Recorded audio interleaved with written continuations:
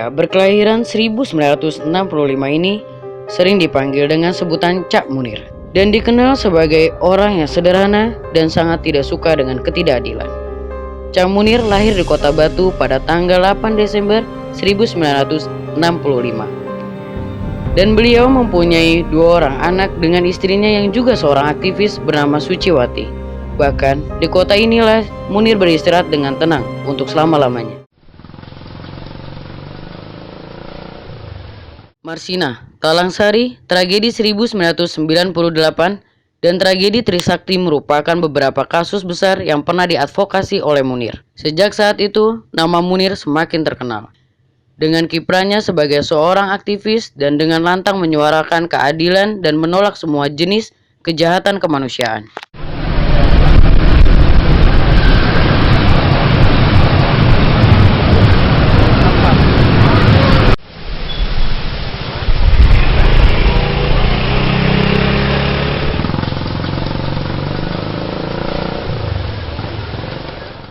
Sebelum meninggal emang pernah Cak Munir itu dengan kami, mendampingi kami, keluarga korban Mei 98. Ya, sebenarnya Cak Munir ini jadi bukan ditentang di dalam pelanggaran HAM aja ya. Kadang-kadang tentang kasus perempuan, di mana pada waktu itu banyak sekali kan peristiwa-peristiwa tentang di dalam rumah tangga itu ya sudah terjadi, bagaimana kaum laki-laki begitu sama perempuan. Nah, Cak Munir ini bisa dibuat kita untuk curhat gitu.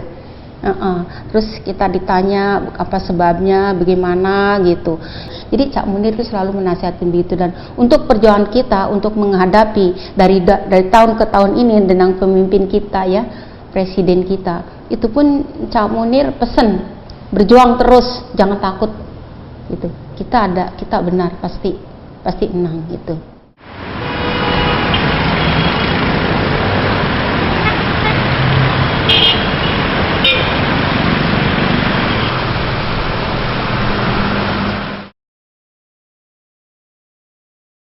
Pembunuhan Cak Munir adalah pembunuhan politik pertama dalam sejarah Indonesia pasca reformasi. Taruhan politik reformasi yang merubah konfigurasi sipil politik, terus aktor lama yang korup menjadi aktor yang bagus, konfigurasi sistem politik dan lain sebagainya, itu memakan korban almarhum Cak Munir. Itu pembunuhan politik pertama di Indonesia. Itu yang harus dipahami. Dalam konstelasi kayak begitu, aktor pembunuhnya adalah yang juga punya pengaruh politik yang sangat besar, baik dalam kerangka politik praktis melalui partai-partai maupun politik yang memang ditopang oleh alat-alat koersif, kekerasan, badan intelijen negara, tentara, dan sebagainya.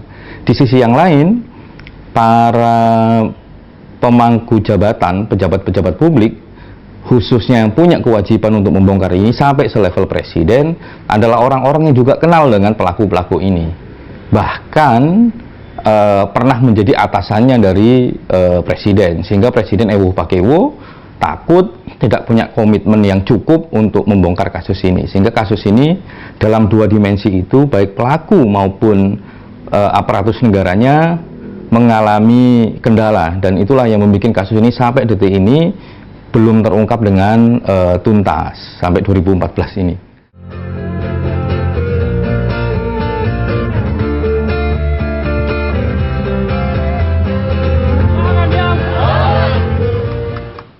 Kalau nggak salah pengadilannya itu sampai tahun 2008, yang mana Polikarpus diketahui bahwa ternyata dia adalah agen dari BIN, diputus masuk penjara gitu.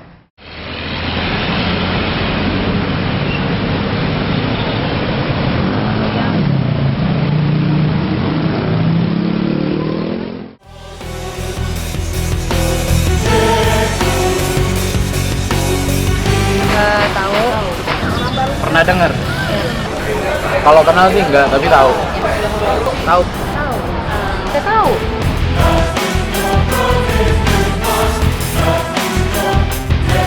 Munir yang meninggal di pesawat itu akibat diracunin. Kasusnya yang apa, dia meninggal di pesawat tuh yang masih misteri lah. Munir itu kalau nggak salah yang aktivis HAM. Saya cuma tahu dia itu adalah aktivis HAM yang menyuarakan hak asasi manusia.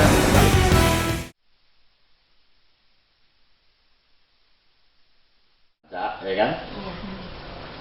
Khusus saja rekan tuh. Munir adalah guru saya, sahabat saya, teman ngobrol, maksudnya teman makan bareng dan lain-lain. Kenapa begitu? Karena saya memang punya masa walaupun nggak terlalu lama tidur bersama Munir, kira-kira gitulah. Di kantor saya maksudnya gitu kira-kira. Jadi memang cukup intens lah kalau ngomong, jadi bukan ngomong soal kerjaan tapi sampai wilayah-wilayah pribadi lah kira-kira gitu. Karena pekerjaan saja, jadi saya dulu bersama-sama dengan Munir, Bambang Wijayanto, Dadang Trisasongko, intinya YLBHI, bersama-sama membangun namanya Voice of Human Rights. Jadi Voice of Human Rights itu kantor berita radio untuk advokasi masyarakat. Jadi beritanya dikirim ke ratusan radio di seluruh Indonesia dan luar negeri. Sampai satu saat, Sabtu Minggu saya tidur di kantor, karena memang biasa tidur di kantor, Munir nyuci akuarium. Saya juga nyuci akuarium saya. Nah, kami disatukan dengan atau didekatkan oleh kesamaan hobi sebetulnya. Sama-sama hobi ikan. Jadi dia punya akuarium, saya juga punya akuarium. Dari situlah saya merasa jadi lebih dekat dengan Munir. Munir menurut saya orang yang kompleks. Banyak orang berani, tapi nggak pinter. Banyak orang pinter, nggak berani. Nah, Munir berani, pinter, dan dia setia terhadap visinya. Pada intinya cuma satu saja yang diajarkan Munir, bahwa kita mesti konsekuen dalam hidup dan kita harus memilih. Nggak boleh kita diam saja dihina atau melihat penindasan di depan kita. Intinya hidup itu kalian harus pilih. Dia mengajarkan dalam bagian-bagian yang parsial tapi pada intinya jadi satu. Misalkan dia mulai mengajarkan dari eksistensi Tuhan misalkan sampai relasi negara dan orang miskin. Dia mengajarkan bukan cuma knowledge tentang nilai itu semua, tapi mengajarkan kepada saya untuk selalu stay bersama mereka, mengajarkan caranya bagaimana menjadi orang yang bermartabat karena menghormati kemanusiaan, mengajarkan tidak jadi orang yang mencari kesempatan di dalam kesempitan orang-orang susah, mengajari bagaimana untuk tetap humble atau low profile meskipun kita dilulukan oleh banyak orang. Jadi apa yang diajarkan oleh Munir di luar tentang kemanusiaan, hak asasi manusia, demokrasi dan lain-lain, sebetulnya yang diajarkan sebetulnya kita harus punya nilai yang kita percaya tentang hidup. Saya pucat langsungan. Bagi saya berat menerima kenyataan bahwa orang yang saya kagumi, yang selama ini bersama-sama saya, membimbing saya, itu tiba-tiba saya dapat kenyataan bahwa dia harus meninggal. Masih setengah percaya sebetulnya. Sampai malam saya ke rumah Munir dan memang ada beberapa persiapan di sana, bangku-bangku sudah dikeluarkan dan lain-lain. Mbak Suci sudah di dalam keadaan terisak. Dan bagi saya itu perih banget. Ada satu yang menurut saya sulit melupakannya adalah anaknya Munir yang besar, itu namanya Alif. Jadi dia kena autis kan. Dia curhat sama saya sering, bilang bahwa saya pengen anak saya itu normal. Saya pengen anak saya itu bisa membaca seperti anak-anak yang lainnya gitu kira-kira. Nah, pada saat di rumah Munir itu, jenazahnya belum datang nih karena masih di Belanda kan. Tapi sudah ada karangan bunga dan lain-lain. Saya duduk, Alif keluar dari pintunya sambil megang botol, terus dia membaca turut berduka cita, karangan bunga tadi, turut berduka cita atas meninggalnya Bapak Munir. Saya nangis sejadi-jadinya karena saya tahu itu cita-cita Munir, bahwa dia pengen anaknya membaca. Tapi saya tidak pernah menyangka bahwa momentum saya menjadi saksi bahwa Alif bisa membaca, justru yang dibaca adalah kabar buruk tentang abahnya.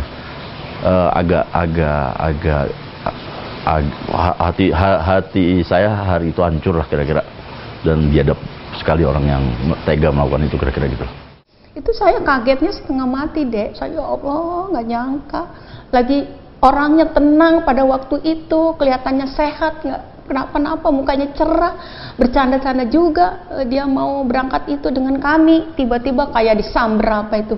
Cak Munir katanya meninggal, Cak Munir ada yang membunuh, Cak Munir ada yang membunuh gitu. Kenapa? Nggak sangka kok orang ya betul-betul untuk membela kita, keluarga korban, terutama bukan di Mei 98 aja, seluruh kasus yang sudah terjadi di negara kita ini. Cak Munir itu orangnya berani, paling berani. Bagai rimba hewan buas, otak kosong hati beringat, anak sendiri menjadi bangsa.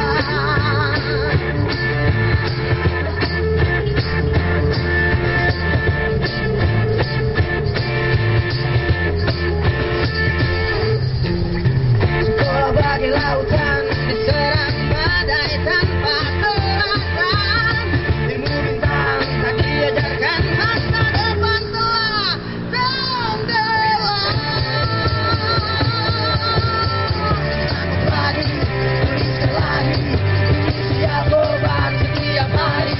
Semakin banyak, semakin mudah, semakin dekat, semakin suram. Tak takut lagi, Selama perjalanan hidupnya hingga meninggalnya Cak Munir, terbangunlah sebuah museum yang diberi nama Oma Munir, yang dibangun untuk mengenang semua perjalanan hidup dan semua jasa-jasanya yang hingga saat ini tidak pernah mati bersama kepergiannya. Oma Munir dibangun di dekat kediamannya di Kota Batu, Jawa Timur. Oma Munir menjadi salah satu museum HAM pertama di Indonesia.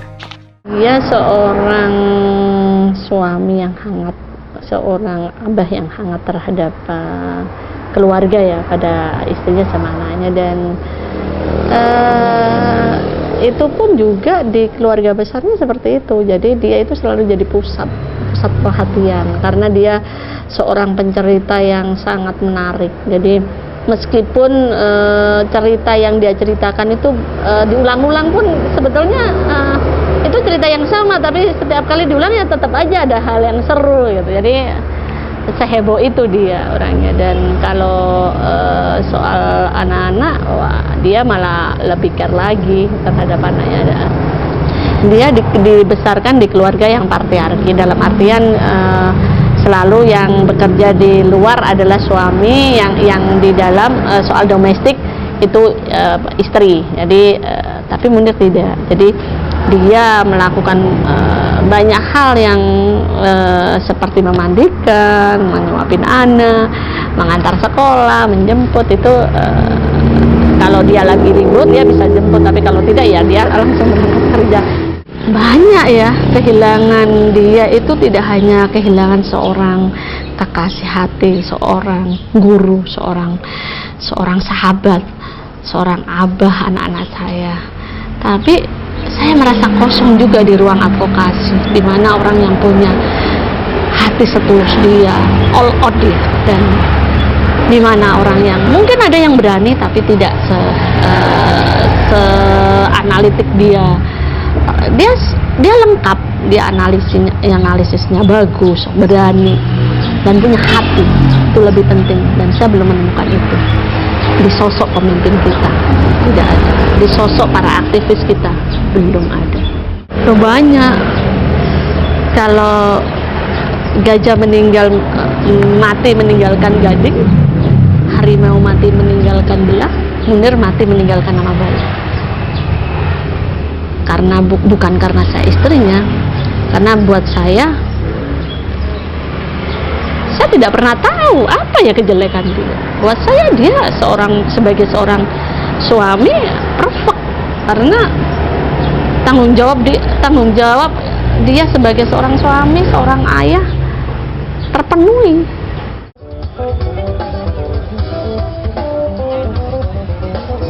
Karena ada yang pernah tahu pada tahun 2004 yang lalu ada seorang aktivis hak asasi manusia yang diracun.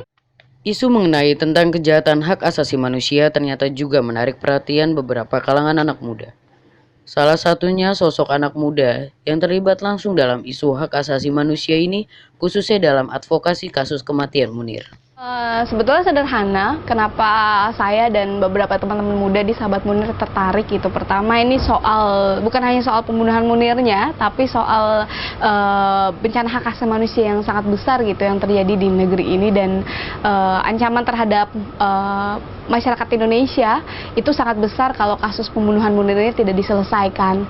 Artinya apa? Artinya siapapun bisa bernasib sama seperti Munir gitu. Kalau tidak ada proses penghukuman terhadap pelaku, tidak adanya kebenaran yang diungkap seperti itu. Kita, saya dan teman-teman siapapun bisa bernasib seperti Munir gitu ketika melakukan kerja-kerja kemanusiaan gitu. Kalau dari Sahabat Munir sendiri mungkin aktif ketika mulai tahun 2007-2008 gitu, ketika persidangan MUH di PR itu berlangsung gitu. Jadi ketika itu Sahabat Munir aktif melakukan aksi-aksi, kampanye-kampanye begitu, aksi massa, terus juga kita mulai dengan kampanye lewat pemutaran film, diskusi di komunitas dan lain-lain. Sementara advokasi kasusnya memang dipegang oleh teman-teman dari Kasum gitu. Jadi selama 10 tahun ini memang banyak hal yang dilakukan oleh teman-teman, tidak hanya Sahabat Munir, tapi juga saya pikir inisiatifnya ada di seluruh masyarakat di Indonesia. Dari teman-teman pemuda dan mahasiswa selama ini juga aktif melakukan kerja-kerja untuk penuntasan kasus Munir. Kalau buat komunitas gua, alhamdulillah udah banyak kita ikuti kita kemanusiaan. Kayak kita ngadain aksi, mutaran film sama-sama anak Sahabat Munir. Tapi komunitas gua juga Sahabat Munir, cuman di wilayah yang Priuk terpencil, yaitu Malaka. Kayak pokoknya banyak dah, udah banyak sih dan aksi kayak mengenang 10 tahun Munir, 9 tahun Munir. Kalau menurut gua apa pentingnya, ya penting lah. Gila lu, itu nyawa orang. Sekarang kalau gua yang bantai nih, anak-anak orang penting negara, pasti dia nyari gua. Berarti penting lah kalau menurut gua, apalagi buat anak muda kayak gua. Itu penting banget, sumpah. Yang nggak bilang nggak penting itu orang tolol. Saya pikir penting banget buat generasi muda menyuarakan penuntasan kasus Munir dan kasus-kasus pelanggaran HAM lainnya, karena sebagai anak muda tentunya yang membedakan kita dari teman-teman lain adalah kita punya kreativitas, dan anak muda bisa melakukan apapun dengan caranya, lewat apapun gitu. Seperti teman-teman seniman misalnya menyuarakan penuntasan kasus Munir lewat musik, ada juga teman-teman yang menyuarakan kasus Munir lewat film gitu. Jadi sebagai anak muda kita tentunya harus punya pesan-pesan moral, dan tentunya kasus Munir ini menjadi pintu masuk gitu untuk sebagai anak muda bisa melakukan kreativitas yang luar biasa untuk isu-isu HAM gitu. Dan ya sebagai anak muda tentunya penuntasan kasus Munir ini menjadi penting, karena yaitu tadi saya bilang bahwa siapapun kita, apapun pekerjaan kita, itu ancaman besar terhadap kita sebagai generasi muda soal pembunuhan Munir gitu. Jadi siapapun bisa jadi korban. Jadi saatnya anak muda bersuara gitu.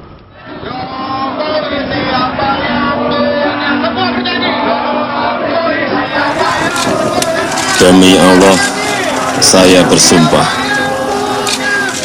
akan memenuhi kewajiban Presiden Republik Indonesia dengan sebaik-baiknya dan seadil-adilnya, memegang teguh Undang-Undang Dasar dan menjalankan segala undang-undang dan peraturannya dengan seluruh-seluruhnya, serta berbakti kepada nusa dan bangsa.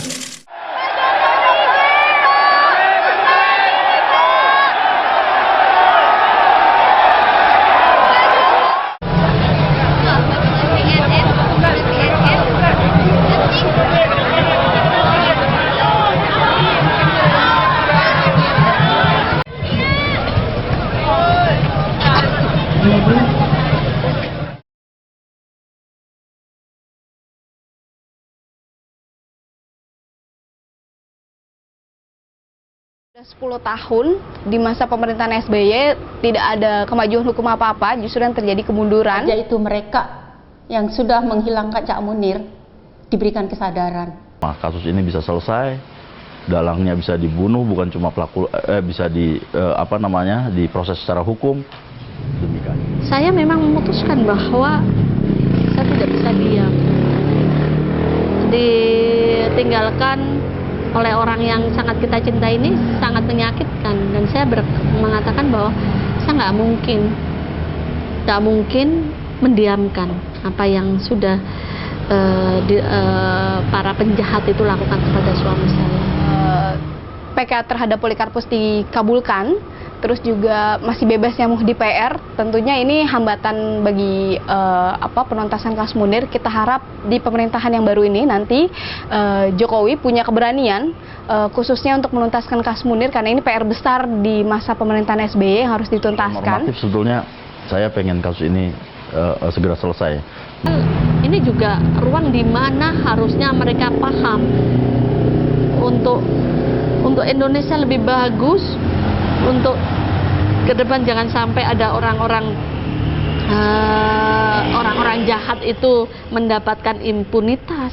Dan juga tidak hanya kasus Munir, tapi juga kasus-kasus pelanggaran HAM yang lainnya yang juga menjadi pekerjaan rumah. Saya pikir semoga tahun ini atau tahun depan itu bisa dituntaskan, dan kalaupun pemerintahan kita ternyata yang baru nanti tidak punya keberanian, tentunya saya pikir ini harus didorong oleh seluruh lapisan masyarakat. Tidak hanya bagi Kasum, sahabat Munir, tapi juga kami mengajak seluruh masyarakat Indonesia, khususnya generasi muda, untuk terus mengingatkan pemerintah, mendorong dan mendesak untuk segera pemerintahan kita nanti yang baru menuntaskan kasus Munir ini. Visi menurut saya mudah-mudahan akan banyak lahir generasi-generasi yang memperjuangkan nilai yang sama dengan yang diperjuangkan oleh Munir. Kira-kira Presiden yang baru, yang punya Indonesia, yang terpilih ya melalui rakyat, itu pun benar-benar dengan komitmennya dia akan menyelesaikan tentang pelanggaran HAM. Kalau Jokowi bisa melakukan itu, semua orang akan hormat, akan percaya bahwa memang Jokowi patut untuk didukung melawan rezim pelanggar HAM yang sekarang menguasai DPR. Buat saya siapapun yang melakukan yang akan memerintah ya, tetap aja sejak awal saya bilang bahwa harus dituntaskan kasus Munir dan kasus-kasus pelanggaran HAM yang ada, karena selama ini yang menghina martabat bangsa kita ya itu gitu loh, di situ substansinya. Makanya kenapa kita itu terus-menerus salah mengatur pemerintahan. Ini kan kayak apa, sistemnya nggak bagus. Nah, saya pikir di situ, makanya harapan saya tetap aja itu harus diselesaikan, kasus-kasus pelanggaran HAM diselesaikan dengan menjawab keadilan, dan bukan hanya kemudian dijadikan hanya sebagai sandiwara atau hanya sebagai seperti yang sudah dilakukan oleh presiden yang lalu, hanya tebar pesona saja atau hanya pencitraan. Repot sekali kalau sudah hanya begitu. Jadi saya pikir ketika saya nggak bisa juga berharap banyak. Harapan anak-anak gua, komunitas gua, dan gua pribadi ya, kalau bisa untuk Bapak Jokowi tolong utamakanlah kasus HAM, karena disitulah orang yang mengerti HAM dan memahami HAM akan punya rasa toleransi. Makanya buat Jokowi, utamakan kasus pelanggaran HAM di Indonesia. Hal ini akan menjadi prioritas dan akan diamini. Memang penuntasan kasus Munir dengan cara yang pertama adalah mengkonsolidasi data, khususnya rekaman pembicaraan Polikarpus sama Muhdi PR, dan membuat tim, membangkitkan kembali tim kepolisian Munir untuk melanjutkan kasusnya.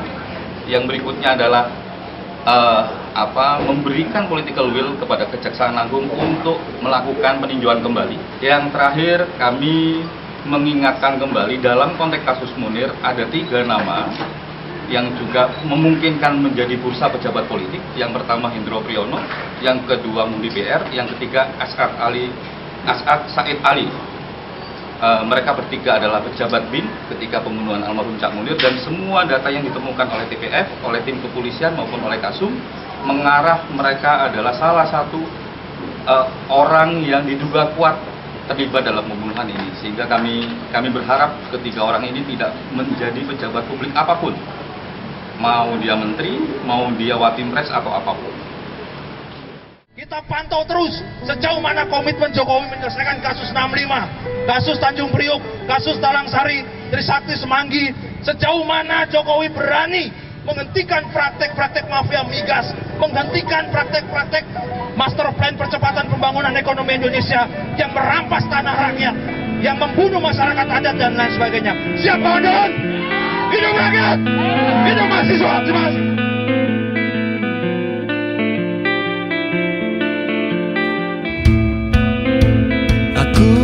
Sering diancam, juga teror mencekam, kerap ku disingkirkan, sampai di mana kapan ku bisa tenggelam di lautan, aku bisa diracun di udara, aku bisa terbunuh di trotoar jalan.